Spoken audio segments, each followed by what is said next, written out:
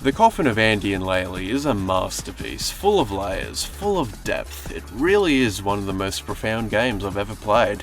Seems to be so good in fact that some YouTubers couldn't contain their excitement and wrote their video scripts without even finishing the game, and that's not an exaggeration.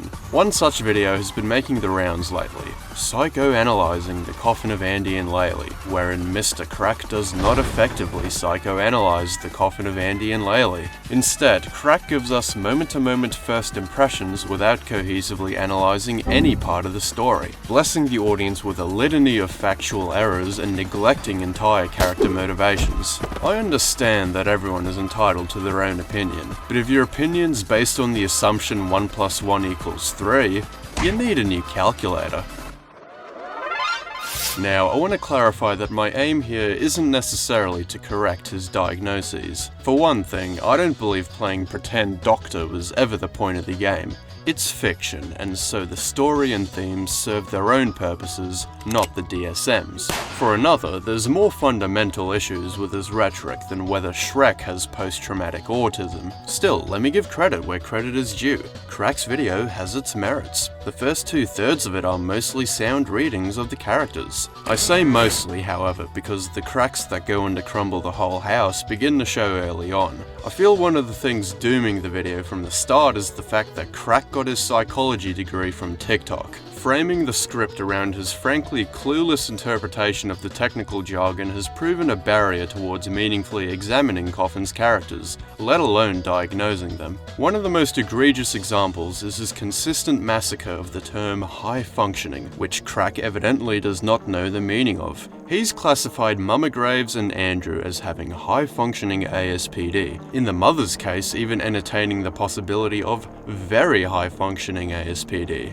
I don't know about you, but I'd say selling your children to organ traffickers and then defrauding their life insurance doesn't qualify as very high functioning anything. For a patient to be considered high functioning, they must be able to, well, function in society despite their disorder.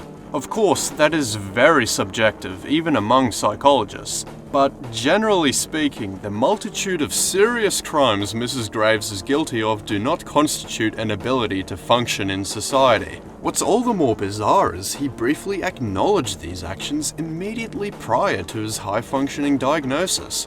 Very strange. And you know, Crack actually missed an opportunity for a halfway decent argument. He could have used the demon calling her Tar Soul unhatched as evidence of Mama Graves being high functioning. Now, I think this is a flawed argument because we still don't know what a Tar Soul hatching means. I think it's a flawed argument because it doesn't undo any of her actions, but it would have strengthened his case more than anything he actually said. In fact, of all the things he could have used as evidence of her having ASPD, the only example he explicitly highlighted with on-screen footage, complete with voice-acted dialogue, was Mrs. Graves mocking the people keeping her hostage. Dude, think about it. Is her mockery here more likely due to being literally tied up in a basement with her blood all over the floor as her captors demand money? Or ASPD? Well, Crack has made the bold choice of concluding the latter, as it is clearly a more relevant example of the condition than her wicked knack for lying. It is clearly a more relevant example than condemning her children to starve to death. This all begs the question, what exactly did he find high functioning about her?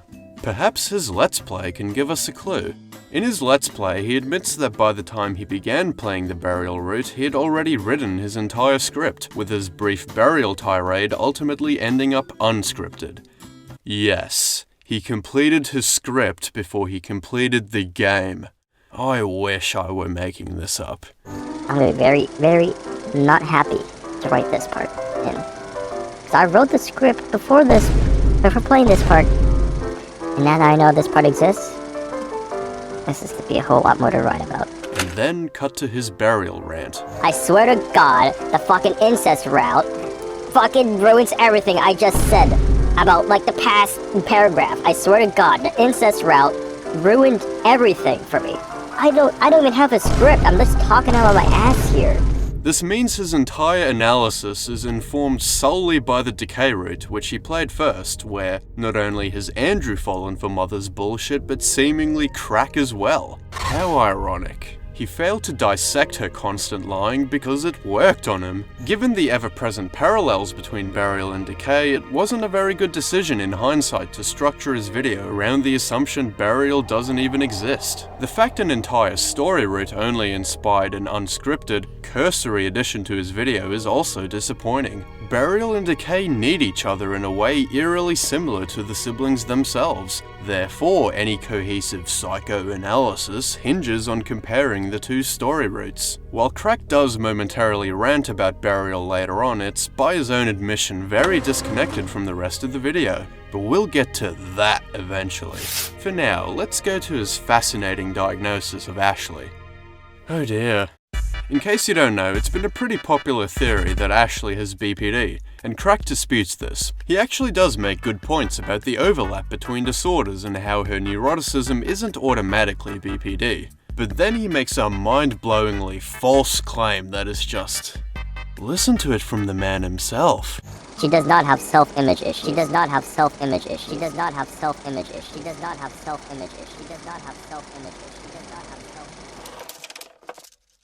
If you want examples of Ashley having self-image issues, look to literally everything she does to keep Andrew around. Even when I criticised the blackmail and blood oath in my episode 2 video, I still appreciated how those scenes complemented the themes of trust and betrayal. Ashley doesn't trust that she can receive affection without pressuring someone into it. Ashley's poor self-image is everywhere.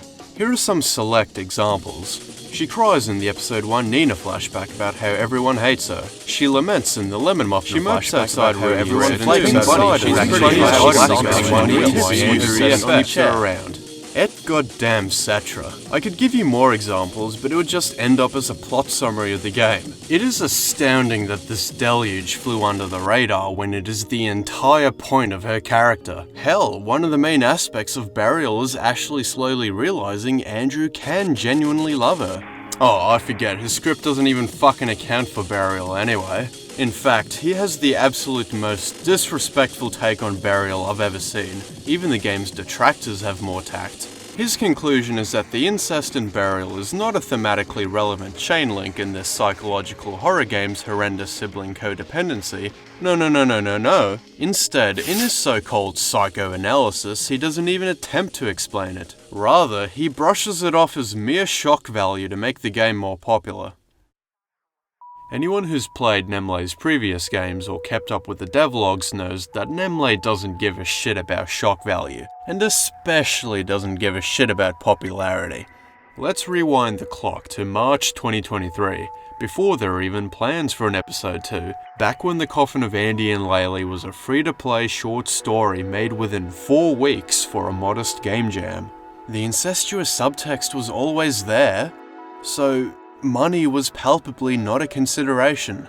Nemle is a talented writer whose speciality is sincere explorations of off-color individuals, and the given topics in these games have always been used to tell meaningful stories. Crack's accusation of the developer injecting pointless junk into Coffin due to selling out or possibly being an attention whore is incredibly disrespectful, wrong, and it proves he has no idea what he's talking about. He's consistently failed to research any of the topics he's introduced, and unfortunately the developer too has fallen victim to his ignorance. And like I said, there is no attempt to understand it. Crack is at a loss, and hilariously, he instead attempts to demonstrate that it makes no narrative sense because normal people wouldn't do it, as if normalcy is applicable to the Graves siblings. Some psychoanalysis.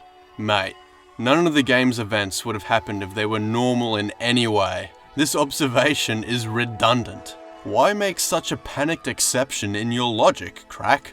Well, I have an explanation for this behavior.